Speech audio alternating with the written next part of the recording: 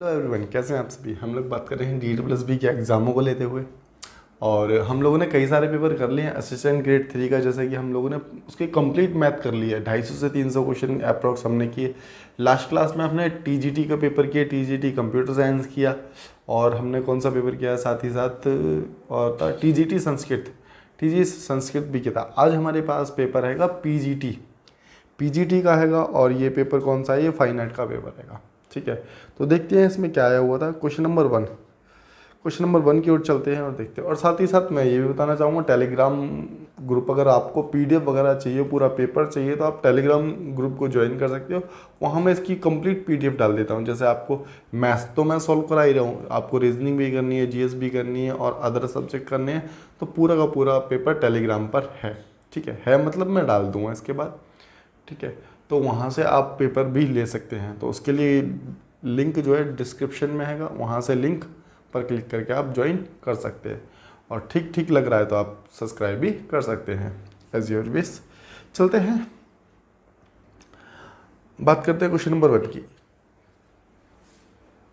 Question number 1 आपकी screen पर दिख रहा होगा। कह रहा है, यदि कोई भागीदारी साझेदारी छोड़ने का निर्णय लेता है तो व्यवसाय में उसकी हिस्सेदारी क्या होगी। यहाँ पर एक चीज़ देखो पहले तो ये पेपर मैं दिखाता हूँ तो मैं कि कैसा है, थोड़ा सा अलग बना है। ठीक है, कैसे, अगर आपने चैप्टर सही से पढ़ा हुआ है तो ये आपको चीज़ें समझ आएंगी। बाकी मैं अपनी तरफ से समझाने की कोशिश करूँगा। ठीक है, जैसे मैं नीचे दिखाता हूँ आपको थोड़ा सा, यहाँ पर देखना। एक एग्जांपल देता हूँ। देखो आप लोगों ने पार्टनरशिप चैप्टर किया होगा। पार्टनरशिप चैप्टर में ही ये हैगा क्वेश्चन। जैसे कि A और B दो व्यक्ति हैं। A मान के चलिए 5 रुपये लगाता है किसी काम में, B जो लगाता है 2 रुपये लगाता है किसी काम में। ठीक है, B किसी कारणवश अपना पैसा निकाल लेता है और कहता है कि मुझे आगे बिजनेस कंटिन्यू नहीं करना तुम्हारे साथ पार्टनरशिप में। ठीक है, तो इस कंडीशन में क्या होगा। अब आ जाओ ज़रा यहाँ पर, ऑप्शन पर आ जाओ। तो ऑप्शन देखोगे, यह साझेदारी समझौते पर निर्भर करती है। पहला ऑप्शन ठीक लग रहा है हमें थोड़ा सा, लेकिन आगे के ऑप्शन पे भी चलते हैं। साझेदारी भंग नहीं हो सकती। भाई ये तो कोई मतलब नहीं हुआ, अगर कोई पार्टनर जाना चाहता है तो चला जाएगा भाई। ठीक है, तो साझेदारी भंग नहीं हो सकती, ये ऑप्शन गलत हो गया। पार्टनर छोड़ने के बाद भी शेयर अपने पास नहीं रखता। मतलब पार्टनर चला गया, जाने के बाद भी पैसा अपने पास नहीं रखेगा जो पैसा उसने लगाया, तो ऐसा भी कुछ नहीं है भाई। वो जाएगा तो अपना शेयर लेके जाएगा, अपना पैसा लेके जाएगा। फोर्थ ऑप्शन में दिया गया है, शेष साझेदारों के बीच हिस्सा वितरित नहीं किया जा सकता। इसका मतलब तो ये हो गया ना, अगर मान के चलिए 3 व्यक्ति थे, उसमें से एक निकल गया, बाकी 2 बचे, वो आपस में पैसे नहीं बांटेंगे क्या, या आपस में प्रॉफिट नहीं बांटेंगे। बिल्कुल बांटेंगे। तो इसके हिसाब से ऑप्शन ए ही ठीक हो रहा है कि यदि साझेदारी समझौते पर निर्भर करती है। ऐसा क्यों, अगर इसने 2 रुपये लगाए हैं तो ये 2 रुपये के हिसाब से प्रॉफिट लेगा, इसने 5 रुपये लगाए हैं तो 5 रुपये के हिसाब से प्रॉफिट लेगा। तो ये बात तो पहले ही डिसाइड हो गई होगी ना जब पैसा लगाया होगा। इतनी बात क्लियर है मेरे हिसाब से। तो ऑप्शन ए ही इसका आंसर होगा, यह साझेदारी पर निर्भर करता है। ठीक है, तो यही एक था आपका क्वेश्चन। बाकी कोई भी डाउट लगता है अभी भी इसमें, तो आप टेलीग्राम ज्वाइन करके वहाँ 1-to-1 मुझसे बात कर सकते हैं। ठीक है, चलते हैं अगले क्वेश्चन की ओर और देखते हैं क्वेश्चन नंबर 2 में क्या दिया गया था। क्वेश्चन नंबर 2 इसमें क्या दिया गया है। कह रहा है कि 5 सेंटीमीटर और 7 सेंटीमीटर आधार और लंबाई जो दे रखी है 4 सेंटीमीटर ऊंचाई वाले समलंब का क्षेत्रफल, समलंब पूछा है, एक ट्रेपेजियम का एरिया पूछा है आपसे, तो कैसे निकलेगा। तो देखो पहले मैं डायग्राम दिखाता हूँ कि डायग्राम कैसे बनेगा। डायग्राम कुछ इस प्रकार से बनेगा। ठीक है, डायग्राम कुछ इस प्रकार से बनेगा। ये इसकी हाइट हो गई, ये इसकी हाइट हो गई, ये इसकी भुजा हो गई A, और ये इसकी पूरी भुजा हो गई B। ठीक है, ये इसकी H हो गई, ये इसकी H हो गई। एरिया निकालने का फॉर्मूला होता है A + B। ए बी क्या है यहाँ पे, साइड्स हैं, डिवाइड बाई 2 इंटू में H। ठीक है, तो एरिया कैसे निकलेगा, ए बी की वैल्यू जो दे रखी है 5 और +7। ठीक है, इसको ब्रैकेट में कर लेना, इंटू में कितना, इंटू में दे रखा है हमारे पास कितना 4, H दे रखी है 4, डिवाइड बाई 2, 2 दूनी 4, तो कितना हो गया, यहाँ से 7 5 12, 12 दूनी 24, 24 सेंटीमीटर क्या हो जाएगा आपका आंसर हो जाएगा। तो मेरे हिसाब से बात समझ आ ही गई होगी आप लोगों को, है ना। एरिया पूछा था हम लोगों ने, एरिया बता दिया। ठीक है, चलते हैं अगले क्वेश्चन की और क्वेश्चन नंबर 2 देखते हैं कि सॉरी 3 देखते हैं क्वेश्चन नंबर 3 में क्या दिया गया है। ठीक है, क्वेश्चन नंबर 3, एक गोलाकार दौड़ में ए और बी एक ही बिंदु से शुरू करते हैं। ठीक है, एक गोलाकार दौड़ है, उसमें ए और बी दौड़ना चालू करते हैं, एक ही बिंदु से शुरू करते हैं। वे क्रम से 15 मिनट और 20 मिनट में एक चक्कर पूरा करते हैं। देखो, एक व्यक्ति है जो 15 मिनट में दौड़ पूरी करता है, दूसरा व्यक्ति है जो 20 मिनट में दौड़ पूरी करता है, तो दोनों की स्पीड क्या होगी, यहाँ पर अलग अलग होगी। बात सही है। कि कह रहा है कि वे ए और बी से आगे निकलने पर वे किस समय पर ए बी से आगे किस समय पर निकलेगा, ये पूछा। इसका मतलब तो यही होगा कि वो आपस में कब मिलेंगे। तो कभी भी मिलने की बात होती है तो मैंने क्या कहा आपको कि टाइम जो भी दे रखा है आपका, उसका आप एलसीएम ले सकते हो। तो भी क्या पता चल जाएगा, मैं पता चल जाएगा कि किस टाइम मिलेंगे। जैसे क्वेश्चन नंबर 3 है था। ठीक है, जैसे 15 दे रखा है आपको, 20 दे रखा है, 15 और 20 का एलसीएम निकालना है। तो डिफरेंस देखो, इसका मैक्सिमम डिफरेंस देखो। ठीक है, एलसीएम कैसे निकालते हैं वो बता रहा हूँ। मैक्सिमम डिफरेंस देखो, मैक्सिमम डिफरेंस है छोटी वाली संख्या, मैक्सिमम डिफरेंस के साथ साथ दोनों संख्याएं से कटनी चाहिए। जैसे 5 से दोनों कट रही हैं तो 5 3 15, 3 की मल्टीप्लाई इसके साथ कर देंगे तो एलसीएम आ जाएगा हमारे पास कितना, 60। अब एक चीज़ देखो, 60 मिनट बाद एक दूसरे को मिलेंगे। तो ये तो हो गया तरीका करने का। अगर अब अभी भी किसी को समझना है कि समझ नहीं आ रहा कि क्या है ये सिस्टम, तो मैं अब बताता हूँ। जैसे मान के चलिए एक दौड़ लगा रहा है, साथ में बी भी दौड़ लगा रहा है। ये यहाँ से चला और ये आ गया यहाँ पर 15 मिनट में आ गया, ए आ गया 15 मिनट में। सपोज दैट बी आ गया 20 मिनट में, बी आ गया 20 मिनट में। अब एक चीज़ देखना है आप, यहाँ से ये दौड़ लगा रहा है, ये 15 मिनट में एक दौड़ पूरी कर देता, तो आगे भी तो कंटिन्यू दौड़ता रहा होगा, आगे भी कंटिन्यू दौड़ता रहा होगा, बी भी ऐसे कंटिन्यू आगे दौड़ता रहा होगा। ठीक है, तो ऐसा समय आया होगा, आप लोग खुद ये प्रैक्टिकली फील कर सकते हो कि एक पार्क है, एक पार्क में आप लोग दौड़ लगा रहे हो, तो जो तेज वाला व्यक्ति है वो आगे दौड़ रहा है और धीरे वाला व्यक्ति पीछे दौड़ रहा है। तो थोड़ी देर बाद ऐसा होता है कि जो तेज वाला व्यक्ति है वो धीमे वाले व्यक्ति के पीछे पीछे आ जाएगा, और एक बार ऐसा भी होगा कि वो उसको क्रॉस करके चला जाएगा। बात समझ आई मेरी? ठीक है, तो क्या होगा, क्रॉस करके चला जाएगा। तो वो दोनों मिलेंगे कब, अगर उनकी स्पीड का या उनके टाइम का अगर हम क्या निकाल लें, हम उनका एलसीएम निकाल लें, तो हमें पता चल जाएगा कि इस समय पर दोनों आकर के मिलेंगे। क्यों एलसीएम क्यों लेते हैं? क्योंकि एलसीएम हम ऐसी संख्या मान लेते हैं जहाँ दोनों आकर मिल रहे हैं। तो एलसीएम क्या हो जाएगा, 60 हो जाएगा, और यही आपका आंसर हो जाएगा। तो बात समझ आई होगी मेरे हिसाब से थोड़ी थोड़ी। ठीक है, तो कितना समय लगेगा, 60 मिनट लगेंगे। ठीक है, चलते हैं अगले क्वेश्चन की ओर। क्वेश्चन नंबर आपका 4 में क्या दिया गया देखते हैं।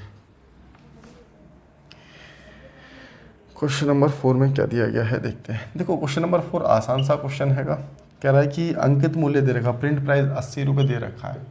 ठीक है, प्रिंट प्राइस 80 रुपये दे रखा है, 20% की छूट के बाद इसका विक्रय मूल्य। देखो, अब इस पर छूट दे रहा है 20% की, तो 20% की छूट मतलब कि 100 में से 20 माइनस करेंगे अपॉन में 100% का कैलकुलेट कर दिया, तो इसका मतलब एसपी निकल के आ जाएगा। एसपी कितना आ जाएगा, 64 रुपये। सेलिंग प्राइस आ गया कितना, 64। तो इतनी बात भी समझ आ ही गई होगी, 64।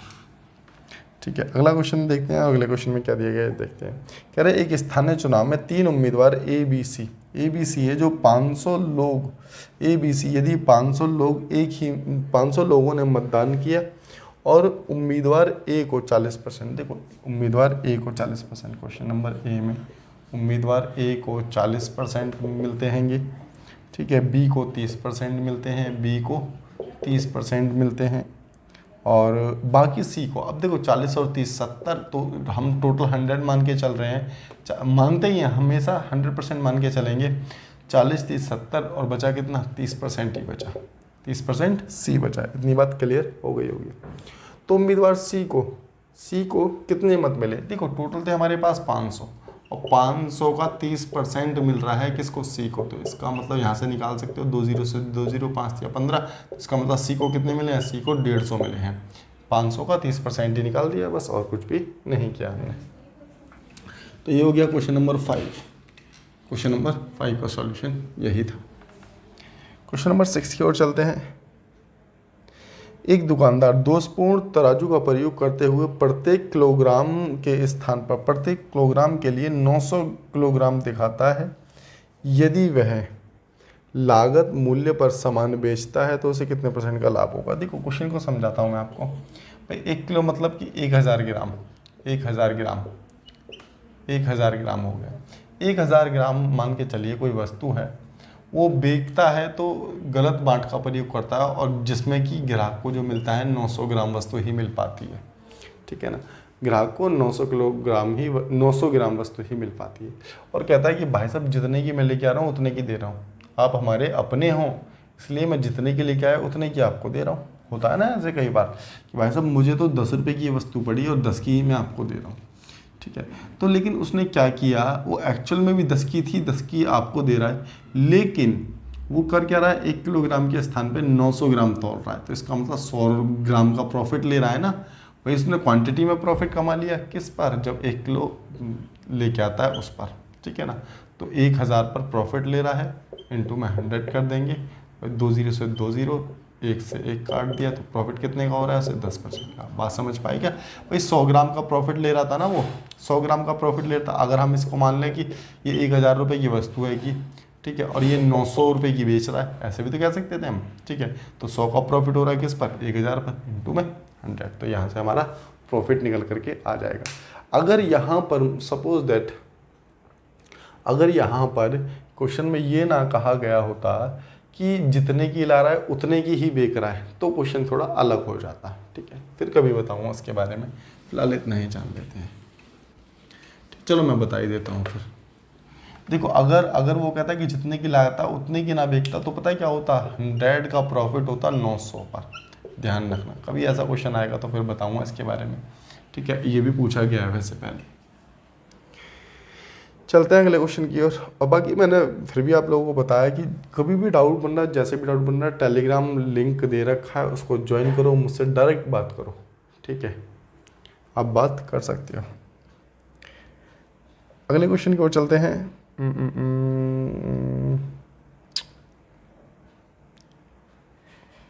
क्वेश्चन नंबर 6 हो गया ना, 7 देखेंगे अब।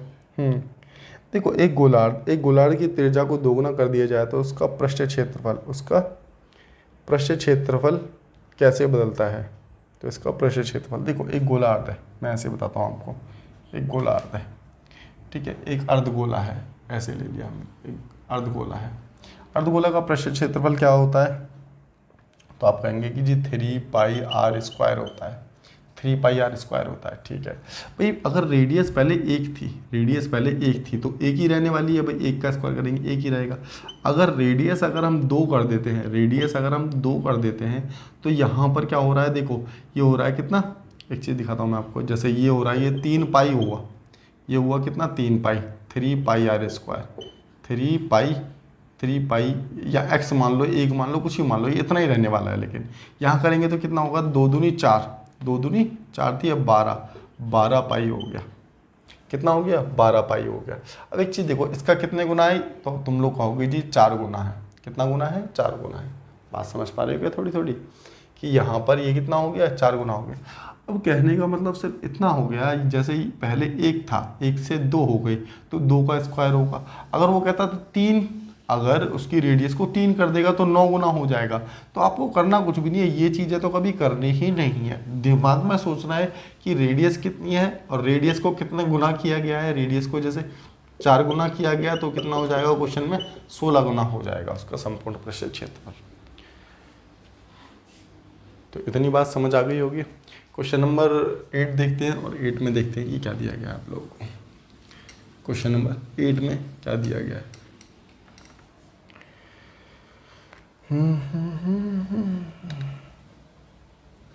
देखो 3D सेक्टर प्लॉट का उपयोग कब किया जाता है। देखो मैं एक बात बताता हूँ आपको। वैसे 3D स्कैटर प्लॉट का उपयोग कब किया जाता है, तो याद रखना 3D स्कैटर प्लॉट जैसे एक ग्राफ होता है ना, आप लोगों ने बचपन में यूज़ किया होगा ग्राफ पेपर जैसा होता है, उसमें हम 2D देख सकते हैं। क्या देख सकते हैं, 2D। तो इसी प्रकार से 3D स्कैटर प्लॉट का एक ग्राफ आता है, उसमें x y z एक्सिस बनती हैं, और उसमें हम क्या देख सकते हैं, 3D मतलब कि उसका सरफेस एरिया देख सकते हैं। क्या देख सकते हैं, सरफेस एरिया। तो इसका आंसर भी क्या होगा, 2 सतत क्या दे रखा है, दो सतत चरों के बीचों संबंधों की कल्पना करना। याद रखना, जैसे हम भाई आप लोगों ने वो वाला ग्राफ तो देखा होगा ना, जो ग्राफ आता है उसमें 2D दिखता है, एक्स और वाई एक्सिस देखी होंगी आप लोग।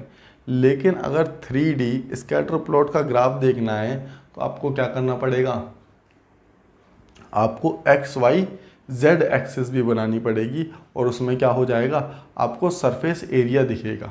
ठीक है ना, तो यही इसका आंसर हो जाएगा। और इसके बारे में मैं तुम्हें थोड़ा सा डिटेल दिखा भी देता हूँ। देखो इसकी डेफिनेशन और इसका डायग्राम भी आप लोग यहाँ से देख सकते हो। ठीक है ना, तो चलते हैं नेक्स्ट क्वेश्चन की ओर। और अभी भी किसी को डाउट बनता है तो फिर मैंने कहा कि टेलीग्राम पे आके तुम डायरेक्ट बात कर लो। अगर मैं यहाँ चीज़ों को ज़्यादा डिटेल में बताने लग जाऊँगा तो वीडियो हो जाएगी बहुत लंबी। ठीक है, और ये भी हो सकता है कि कईयों को पता हो इसके बारे में, कईयों को ना पता हो। तो जिनको पता है उनके लिए टाइम वेस्ट हो जाएगा, और जिनको नहीं पता उनको लगेगा कि समझ नहीं आया। तो इसके लिए तो यही है कि आप जिसको नहीं कोई भी डाउट बन रहा है डायरेक्ट मुझसे कांटेक्ट करो। कांटेक्ट कैसे करोगे, टेलीग्राम पर। ठीक है, और शायद कुछ दिनों में व्हाट्सअप ग्रुप भी हो जाए आपका क्रिएट, और उस पर भी आप 1 to 1 बात कर सकते हो। चलते हैं अगले क्वेश्चन की ओर, और अगले क्वेश्चन में क्या है देखते हैं। क्वेश्चन नंबर 9 देखते हैं क्या दिया गया है इसमें। देखो क्वेश्चन नंबर 9 में क्या कहता है कि दो संख्याओं का अनुपात दे रखा है कितना, 3 और 4, 3 और 4 दे रखा है। इसका एलसीएम और एचसीएफ का मल्टीप्लाई। देखो पहले इसका एलसीएम निकाल लो, तो एलसीएम क्या होगा, इनका मल्टीप्लाई इसका एलसीएम होगा। अगर हम बात करें एलसीएम की तो आप लोग कहोगे जी 12 है। अगर हम एचसीएफ की बात करें तो देखो एचसीएफ क्या होता है कि वह संख्या, वह बड़ी से बड़ी संख्या जिसे ये दोनों काट दें। तो ऐसी बड़ी से बड़ी संख्या एचसीएफ की बात करेंगे तो सिर्फ एक ही आएगा, क्या नहीं, तो आप कहेंगे हाँ जी एक आएगा। अनुपात में था इसलिए हम इसको एक्स मान लेते हैं, कोई फर्क नहीं पड़ता।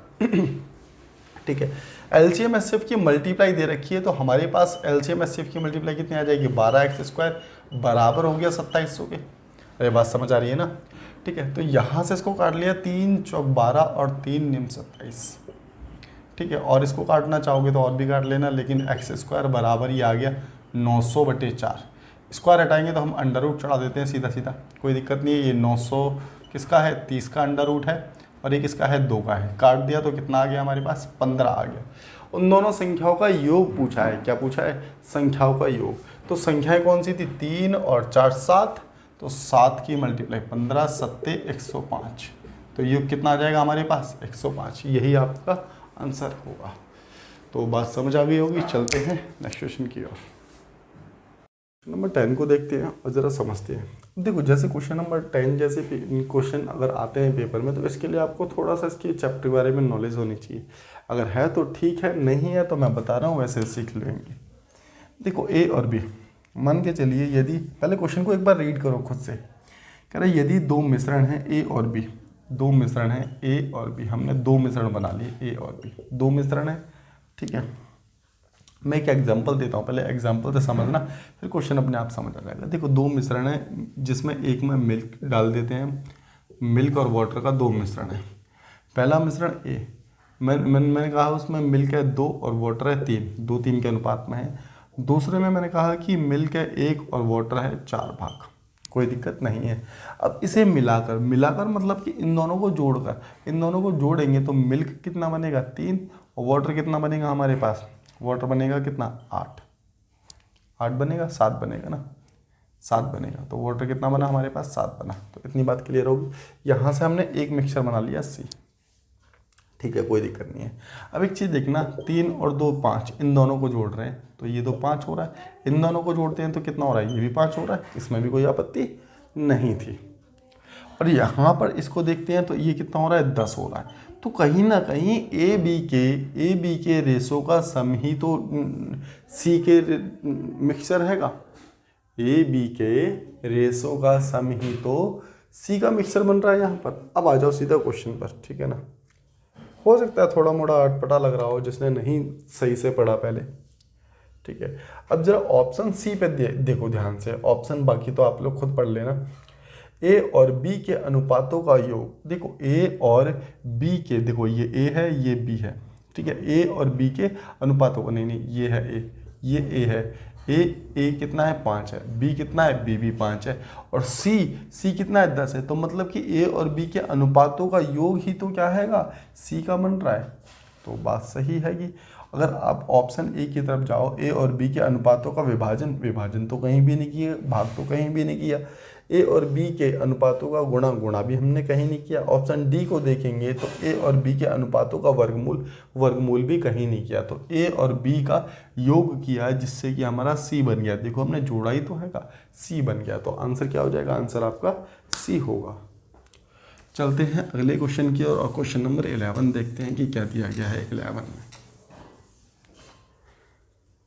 कह रहा है कि पाइप पी एक टंकी में 10 घंटे में भरता है, क्यू 15 घंटे में भर सकता है। दोनों पाइप खोल दिए जाएं तो टंकी को भरने में कितना समय लगेगा। देखो पी हैगा 10 घंटे में भरता है, क्यू जो हैगा 15 घंटे में। एलसीएम हमने ले लिया तो एलसीएम हमारे पास आया 30। 10 दिया 30 और 15 दूनी 30। हमने इनकी एफिशिएंसी निकाल दी। देखो दोनों मिलकर भर रहे हैं इसलिए प्लस करेंगे। 10 दिया 30 और 15 दूनी 30, 3 और 2 5, 5 से इसको भाग कर दिया तो कितने घंटे में करेंगे, 6 घंटे में इस काम को कर देंगे। बात समझ आ गई होगी।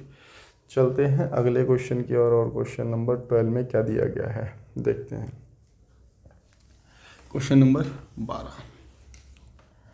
क्वेश्चन नंबर 12 में क्या कहता है, जब ब्याज की दर शून्य हो तो साधारण ब्याज और चक्रवर्ती ब्याज के बीच में संबंध क्या होगा। एक चीज़ बताना, आपने किसी को पैसा उधार दिया, आपने किसी को 10,000 रुपये उधार दिए। 10,000 रुपये, उसने कहा भाई कितने % पे दे रहे हो। तुमने कहा अरे नहीं भाई तू मेरा भाई है, तू मेरा दोस्त है, तो ऐसे ही ले जा पैसे को, कोई रेट ऑफ इंटरेस्ट नहीं है, 0 रेट ऑफ इंटरेस्ट है, तेरा जब मन करे जब वापसी दे दियो। तुमने ये कहा उसे, मान के चलिए वो 1 साल बाद पैसा वापसी आपको देता है। तो उस कंडीशन में क्या होगा, 10,000 से ज़्यादा देगा क्या आपको, नहीं देगा। वो तो पैसा उतना ही देगा ना जितना उसने उधार लिया था। क्यों, आपने उसको पहले ही बोल दिया था कि भाई भाई मैं जो आपको पैसा दे रहा हूँ उस पर 0 रेट ऑफ इंटरेस्ट लगा रहा हूँ। भाई जब नहीं कुछ रेट ऑफ इंटरेस्ट लग रहा तो 0 ही लगेगा। तो इसका मतलब आपने पहले ही ये बात बोल दी थी, तो ये हो गया ना कि आप उससे ब्याज नहीं ले सकते। जब उससे आप ब्याज ही नहीं ले सकते तो कुछ पैसा ही नहीं बनेगा। 10,000 दिए थे, 10,000 वापसी मिल जाएंगे। इसी पर आधारित ये क्वेश्चन है का साधारण ब्याज और चक्रवर्ती ब्याज के बीच अंतर कितना होगा। तो भाई साधारण ब्याज और चक्रवर्ती ब्याज भी बराबर ही रहेंगे। जब कोई ब्याज ही नहीं मिल रहा तो फिर चक्रवर्ती ब्याज क्या होता है, ब्याज के ऊपर ब्याज मिलेगा। जब साधारण ब्याज ही नहीं मिल रहा तो चक्रवर्ती ब्याज कहाँ से मिलेगा। तो दोनों क्या होंगे, समान ही रहेंगे या फिर बराबर रहेंगे। तो ऑप्शन ए इसका ठीक हो जाएगा। तो मुझे लगता है कि आपको मेरी बात समझ आ ही गई होगी। चलते हैं क्वेश्चन नंबर 13 की और देखते हैं कि 13 में क्या दिया गया है। कह रहा है दो संख्याओं का एलसीएम दे दिया कितना, दो संख्या कौन सी है, एक 3 है और एक 4 है।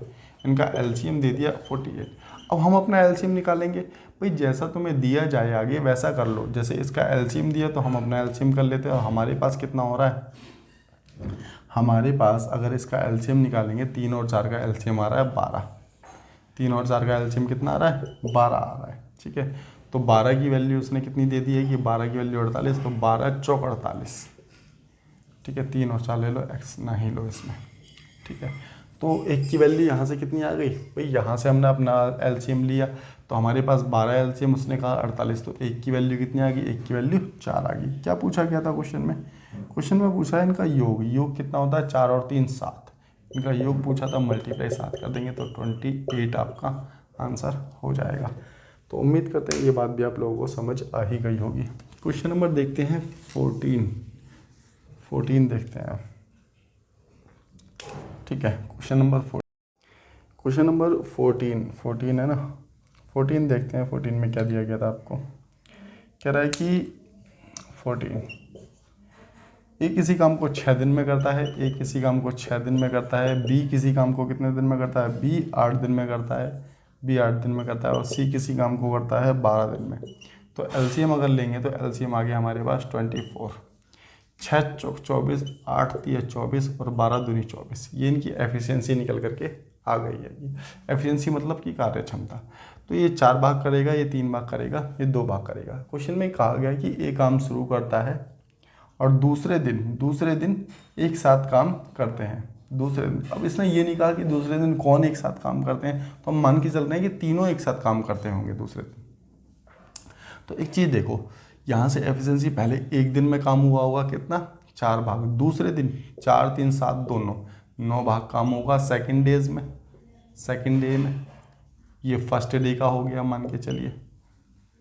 दूसरे दिन मतलब कि एक दिन तो यहाँ पर लग रहा है और एक दिन लग रहा है यहाँ पर, तो कुल मिलाकर 2 दिन में क्या 13 भाग काम नहीं हो रहा? 2 दिन में भाई, एक दिन तो अकेले किया, दूसरे दिन तीनों ने मिलकर किया, तो 2 दिन में तो 13 भाग काम हो पाया। ठीक है, अब इस 13 से इसको डिवाइड कर दो, इस 13 से इसको डिवाइड कर दो, तो अप्रोक्स जा रहा है 13 दूनी 26, 13 दूनी 26। और यहाँ इस 2 के साथ मल्टीप्लाई 2 की भी करनी पड़ेगी। क्यों करनी पड़ेगी? क्योंकि हमने तो एक दिन का निकाला था, हमें 2 दिन का निकालना है, एक दिन छोड़कर एक दिन काम करने हैं ना। अभी भी मुझे लगता है कि कईयों को समझ नहीं आ रहा होगा, तो ऐसे समझो एक दिन में ये जो काम किया गया ये 2 दिन में किया गया है ना, ये बात तो कंफर्म होगी। अब इसी प्रकार से 4 और 9 ले लें, 4 और 9 लें, तो अगले 2 दिन में काम होगा नहीं होगा? अगले 2 दिन में काम कितना होगा? 26 भाग काम होगा, लेकिन काम 24 भाग था। तो आंसर जो इसका हैगा वो अप्रॉक्स में है। आंसर कितना जाएगा? 4 दिन में कितना काम हो रहा है? 26 भाग। लेकिन हमारे पास था कितना? 24। लेकिन कोई दिक्कत नहीं, जब ऑप्शन में ही नहीं है तो हम 4 पे टिक करके आगे। नंबर 15 देखते हैं क्या दिया गया है। कह रहा है बोर्ड मास का अर्थ क्या है। देखो बोर्ड मास का सिंपल सा अर्थ है, आप लोगों को पता भी होगा। बोर्ड मास, इससे क्या करते हैं? ब्रैकेट, जो भी ब्रैकेट होगा ओ से क्या है? ऑफ हिंदी में बोले तो का, डी से क्या है? डिवाइड, एम से क्या है? मल्टीप्लाई, ए से क्या है? ऐड, एस से क्या है? सब्ट्रैक्ट मतलब कि माइनस। बस यही था। अब देखो कोष्टक, क्रम, भाग, गुणा, जोड़, घटा, बस यही उत्तर रहेगा, बात खत्म होती है। अगला क्वेश्चन देखते हैं, क्वेश्चन नंबर 16। क्वेश्चन नंबर 16 में क्या दिया गया है? कह रहा है कि यदि स्थिर पानी एक नाव की गति 15 किलोमीटर प्रति घंटा और धारा की गति कितनी है कि 5 किलोमीटर प्रति घंटा बह रही है, तो धारा की विपरीत नाव की गति क्या होगी? तो यहाँ पर अब हम ऐसे कैसे करेंगे? देखो वोट की जो स्पीड है, वोट की जो स्पीड है ये वो है 15 किलोमीटर प्रति घंटा। ठीक है, और यहाँ पर अगर हम धारा की गति की बात करें, स्ट्रीम की स्पीड की बात करें, तो वो है कि हमारे पास 5 किलोमीटर प्रति घंटा।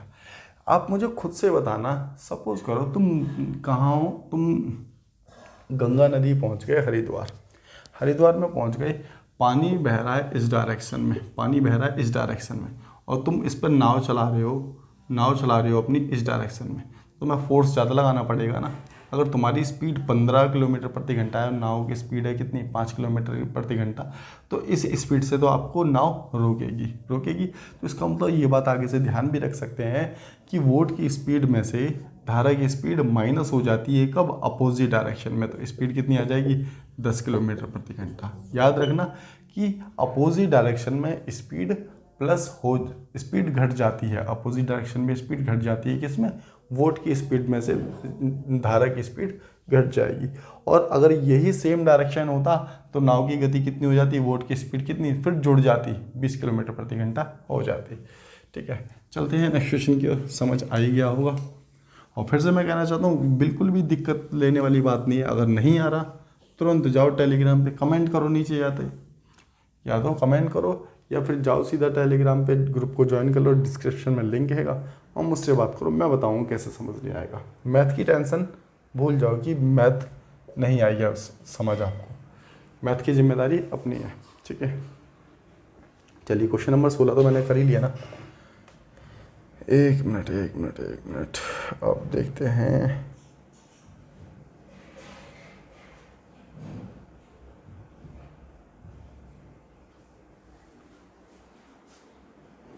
क्वेश्चन नंबर देखते हैं हम 17 में क्या दिया गया है उसको देखते हैं। चलिए, तो देखो what is the unitary method of most commonly applied.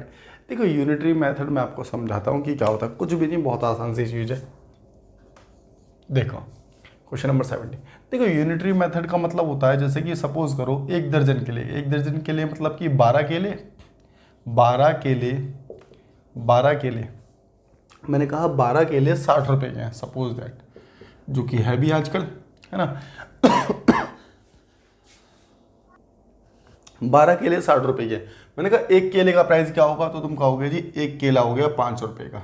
हमने क्या कर दिया? भाग कर दिया। कंपेयर कर रहे हैं हम, क्या बात समझ पा रहे हो? तो कंपेयर कर रहे हैं, तो इसका मतलब आंसर क्या होगा? कंपेयरिंग क्वांटिटी को ही क्या कहते हैं हम? यूनिटरी मेथड कहते हैं। समझ गए, बस इतना सही था। कंपेयरिंग क्वांटिटी को ही यूनिटरी मेथड कहते हैं। कैसे, जैसे 12 केले का, अगर मान के चलो आपने कहा कि 5 टेबल जी 100 रुपये की आई हैं, ये फिर 5 टेबल 1000 रुपये की आई हैं या 10,000 की आई हैं, ठीक है, तो एक टेबल कितने की हो गई, एक टेबल कितने की हो गई, 2000 रुपये की हो गई। समझ रहे हो, तो कंपेयर कर रहे हैं ना, कंपेरेटिव मेथड ही क्या कहलाता है, हमारा यूनिटरी मेथड कहलाता है। तो इतनी बात क्लियर होगी। चलते हैं क्वेश्चन नंबर 18 की ओर और देखते हैं 18 में क्या दिया गया है। 18 में क्या दिया गया है, क्वेश्चन नंबर 18 में कहता है, हाँ, एक नया मिश्रण सी बनाने के लिए ए बी को अलग अलग मात्रा में मिलाया जाता है। यदि घोल ए की सांद्रता घोल बी की सांद्रता से दोगुनी है।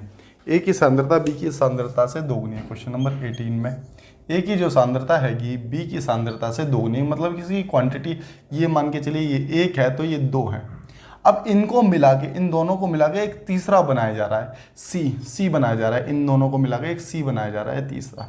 तो सी की क्वांटिटी कितनी होगी, एक चीज़ देखना, इन दोनों को मिलाया गया तो बन गया कितना 3, लेकिन 2 वस्तु थी ना, 2 वस्तु थी तो एक की वैल्यू कितनी आ जाएगी, एक की वैल्यू 1.5 आ जाएगी।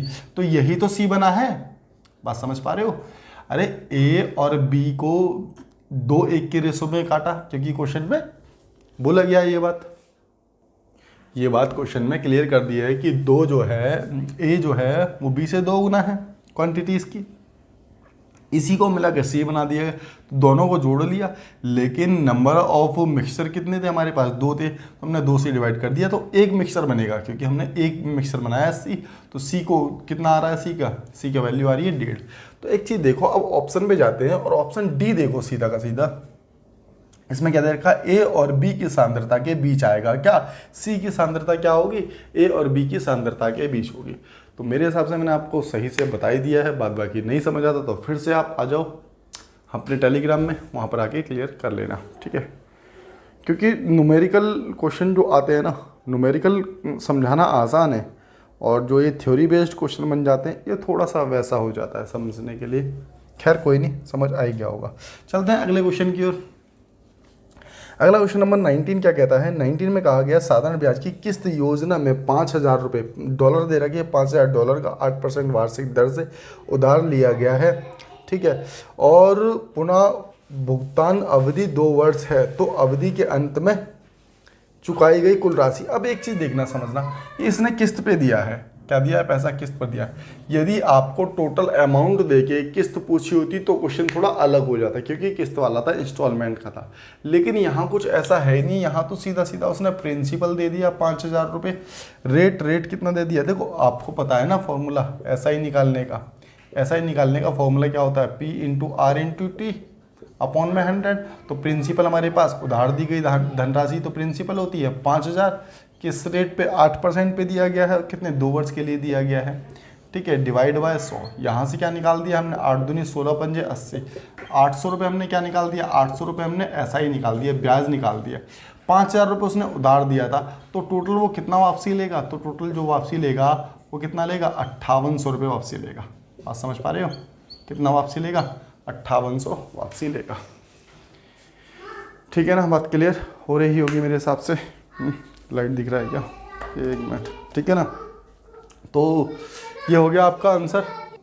अगर इसमें किस्त पूछी जाती है, इंस्टॉलमेंट पूछा जाती है तो थोड़ा सा अलग हो जाता है कि किस्त वाला था, लेकिन उसने अमाउंट पूछा है तो अमाउंट में कोई फ़र्क नहीं पड़ता। अगर प्रिंसिपल देके अमाउंट पूछा है तो तुम आप ऐसे भी कर लोगे, कोई दिक्कत नहीं है।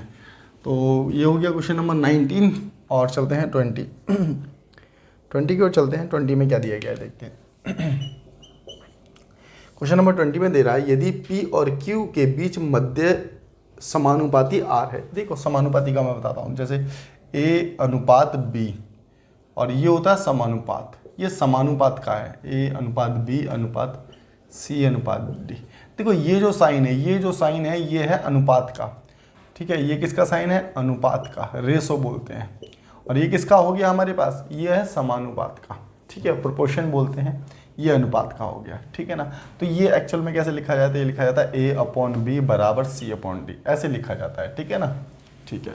तो अब जरा यहाँ से इसको ऐसे समझना, उसने क्वेश्चन में जो दिया गया है P और Q के मध्य, और कह रहा है P और Q के बीच मध्य समानुपात R है। देखो P और Q के बीच, ठीक है, P और Q के बीच, इसको थोड़ा सा ऐसे समझना। पहले इसको वीडियो को रोको और सॉल्व करके दिखाओ, ज़रा आंसर अपना निकाल के दिखाओ, ठीक है। मुझे ऐसा लगता है अधिकांश विद्यार्थी इसमें गलती करेंगे, ठीक है। जो आंसर है वो अलग होगा। कैसे देखते हैं, एक बार निकाल लो पहले खुद से, ठीक है, फिर देखना सॉल्यूशन को। कह रहा है यदि P और Q के बीच में मध्य समानुपात, अच्छा क्वेश्चन है, यदि P और Q के बीच मध्य समानुपात R है। देखो इसका मध्य समानुपात का मतलब पता है क्या है कि P यहाँ पर R है और ये हो गया समानुपात, यहाँ पर भी R है और यहाँ पर है Q। क्यों? उसने कहा कि P और Q के